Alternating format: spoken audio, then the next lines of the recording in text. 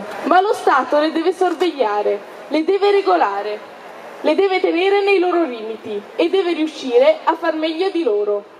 La scuola di Stato, insomma, deve essere una garanzia perché non si scivoli in quello che sarebbe la fine della scuola e forse la fine della democrazia e della libertà, cioè nella scuola di partito.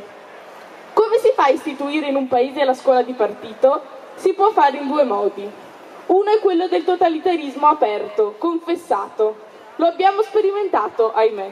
Credo che tutti qui ve ne ricordiate, quantunque molta gente non se ne ricordi più. Lo abbiamo sperimentato sotto il fascismo. Tutte le scuole diventano scuole di Stato. La scuola privata non è più permessa, ma lo Stato diventa un partito e quindi tutte le scuole sono scuole di Stato, ma per questo sono anche scuole di partito. Ma c'è un'altra forma per arrivare a trasformare la scuola di Stato in scuola di partito o di setta. Il totalitarismo subdolo, indiretto, torpido, come certe polmoniti torpide che vengono senza febbre, ma che sono pericolosissime. Facciamo l'ipotesi, così astrattamente, che ci sia un partito al potere, un partito dominante, il quale però formalmente vuole rispettare la Costituzione, non la vuole violare in sostanza. Non vuole fare la marcia su Roma e trasformare l'aula in alloggiamento per i manipoli, ma vuole istituire, senza parere, una larvata dittatura. Allora, che cosa fare per impadronirsi delle scuole e per trasformare le scuole di Stato in scuole di partito?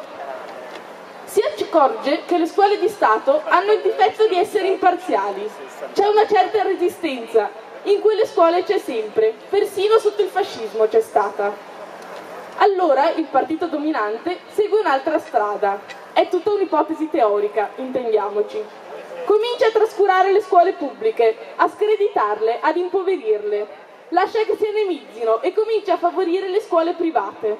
Non tutte le scuole private, le scuole del suo partito, le scuole di quel partito.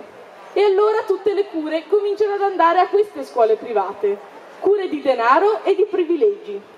Si comincia persino a consigliare ai ragazzi ad andare a queste scuole, perché in fondo sono migliori, si dice, di quelle di Stato. E magari si danno dei premi, come ora vi dirò, o si propone di dare dei premi a quei cittadini che saranno disposti a mandare i loro figlioli, invece che alle scuole pubbliche, alle scuole private, a quelle scuole private. Gli esami sono più facili, si studia meno e si riesce meglio. Così la scuola privata diventa una scuola privilegiata.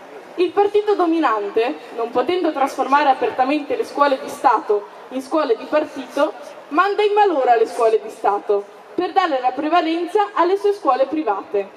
Attenzione amici, in questo convegno questo è il punto che bisogna discutere. Attenzione, questa è la ricetta. Bisogna tener d'occhio i cuochi di questa bassa cucina. L'operazione si fa in 3 modi, ve l'ho già detto. Rovinare le scuole di Stato, lasciare che vadano in malora, impoverire i loro bilanci, ignorare i loro bisogni, attenuare la sorveglianza e il controllo sulle scuole private, non controllarne la serietà, lasciare che vi insegnino insegnanti che non hanno i titoli minimi per insegnare, lasciare che gli esami siano burlette. Dare alle scuole private denaro pubblico, questo è il punto, dare alle scuole private denaro pubblico.